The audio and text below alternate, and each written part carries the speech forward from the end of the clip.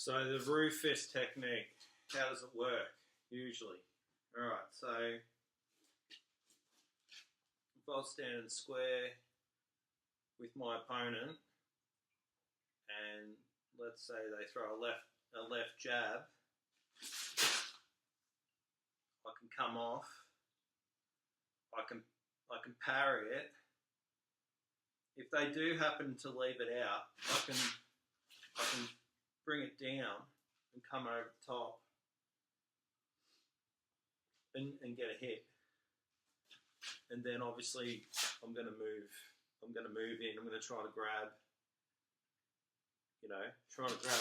an elbow or whatever. Could just be that I parry it down and get a back fist out. Similar sort of like trapping or smothering like in Wing Chun, but I'm using the forearms which have been conditioned on hard objects like trees and different things like that. So like striking the tree with all the forearm, the backs of the hands, the palms. But the main thing, if we're straight here, is like in Wing Chun. I'm not exactly what it's called, but it's sort of like a T type step where they step off and they do their rolling punches. I've kept the fist down and locked in, the classic way that I do the roof fist. And so this first one, I roll over top, and I roll like this, keeping it tight. But I can also like push it out more like a boxer type thing. You can also come, like if I'm rolling off to the side here, over top, I can even hook that back fist, roll it off. Sorry, hook that strike coming in, do a hook punch. When I say hook the strike, if the strikes are coming in, I can use this to block. Elbow protection, elbow destruction. Sort of, you see similar stuff in Banda. It's called Banda, where they really cover the face with the elbow, which is a good idea, which is like smart. So I can smother the strike coming in this way with the front arm, or I can smother it with the back arm. Back arm here, covering up, bring the elbows up. Elbows can just, so I suppose extending that block or smother to the elbow, I can bring the elbow down or up as well. Just start bringing elbows into play.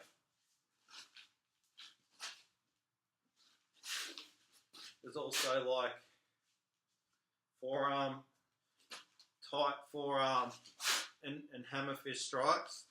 So keep everything tight. So that can come over that way and down. It can just come out. It could be higher. It can come back more. So it's sort of like a deflection and then come out. So like if I'm defending this way, probably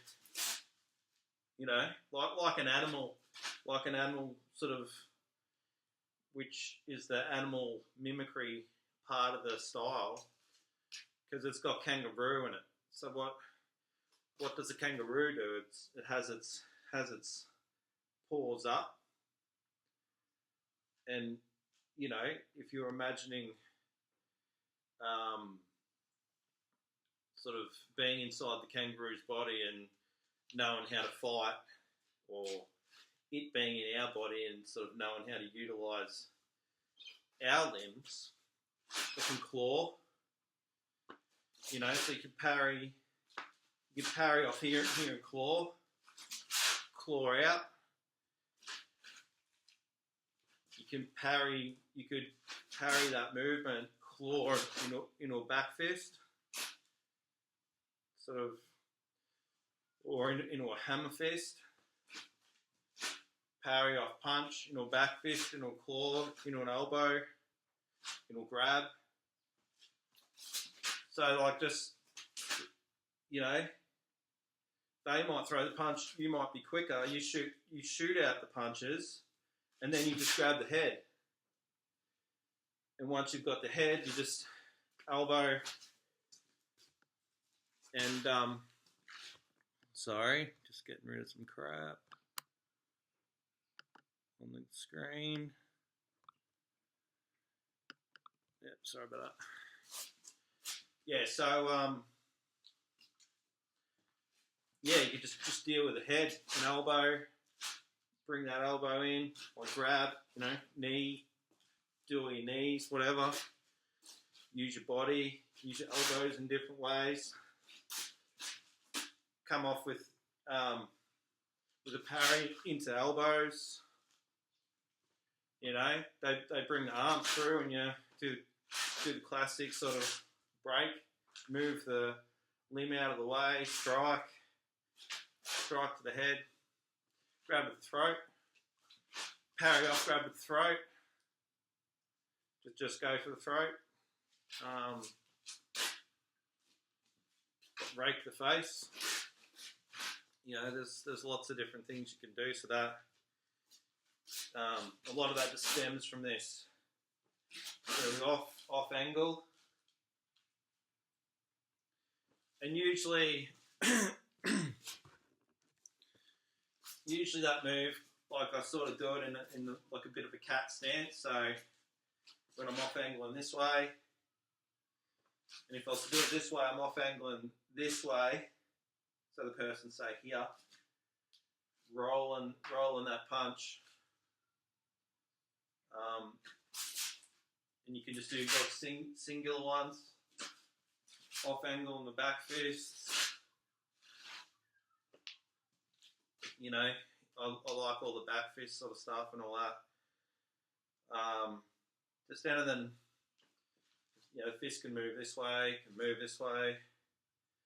you know, palm, back fist, like how it rolls. Then your elbows can roll, they can come up, they can come out, you can come behind, and come over the top. Sort of the guard nut, just keep the guard, or like be here and just push.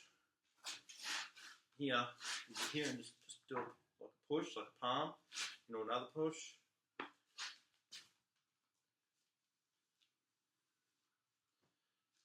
Just using that, turning the body on its side, back to the angle, push,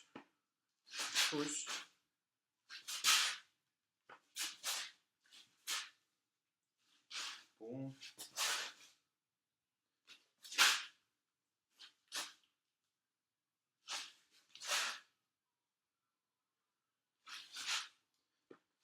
So that would just be a classic jab and across. But again, it's that off angling, and also people have been seeing my stuff for a while. You can also like I like to move backwards as well, which is the bar G type stuff. So you could like push off and strike. You could like push off more into a palm, like into a really push palm, or a fist. Push off and get the body really get the body behind it. There's so much stuff, like as we even off angling again, do a circular move into a hook. So if we're here, and then I step off into that cat type stance, back fist out, hook, again into another hook, elbow, just different little combos. Obviously, if they get in close, we're going to grab. We're going to utilise our close weapons. Like, even if the head's there, it's close to hit. Scratch the face. Like if you're like striking, doing strikes on trees and strengthening all the palm and stuff like that, someone's face is going to be pretty soft. I don't just say that to be a smart ass. It's like it doesn't take that much to like toughen your hands up, whether it's rice, squishing the rice, whether it's striking. You could start off striking. I got newspaper there, a stack of it. You could start striking that. Just like basically like water slapping type stuff. I never used liniment, ditta jiao, any of that bone liniment stuff. When I did more striking like all the time, I'm getting right back into it again, and I'm finding like I can strike the trees pretty hard, especially with the muscles of the forearms and your shoulders and different things. Like your body just gets used to it, and you start to develop like musculature on the palms of the hands, on the pads of the hands and stuff like that. So all that stuff like helps, and like arm wrestling stuff and doing weights and squeezing and different things. I mean, the arm wrestling like type weight training to thicken up the hands and different stuff like that. Well, I haven't really done that much, but there is like a crossover. So anyway, classic sort of thing too. Like if you don't parry off that hand, especially if they get, let's say they get a hand on you, so they grab. Well, you want to deal with that other incoming arm, but if they've got an arm on you somewhere, that really helps, especially in my style, to like for this push pull, utilising something that you grab onto as you punch out, so they can't get away, and you may as well be stepping on their foot, which you can step on their foot too. Step on the foot so that they can't get away. That's a technique that's utilised in a lot of different styles. But if you've got something that you can pry and exert force on and sort of divide, separate, that's some sweet stuff. You could even parry it down and come upwards underneath and get a break or a dislocation, on that limb that's got hold of you. It depends if you know joint locks and different stuff where you hold the wrist or the limb or whatever, and you actually torque the body, use your body, to get the contortion type movement or the dislocation or whatever you want to call it on the other person. At the minute now, I just mainly deal with the striking aspect of it, but again, there's like different ways to strike. Obviously, different ways to generate power, whether it be sort of axis to the spine, the circular, more circular sort of stuff, like the whipping sort of stuff that you can do. You know, just shooting, like having the fist as like having this as like a rope, and the fist is like a heavy stone ball or something on the end of it. You know what I mean? And that's like you can have that sort of expression of power as well. Like so, you can sort of like use dead weight, which is great too. Like sink the weight when you strike. So classic thing would be you can flick a strike, obviously, but you can sort of like drop the weight. Have the strike like flick.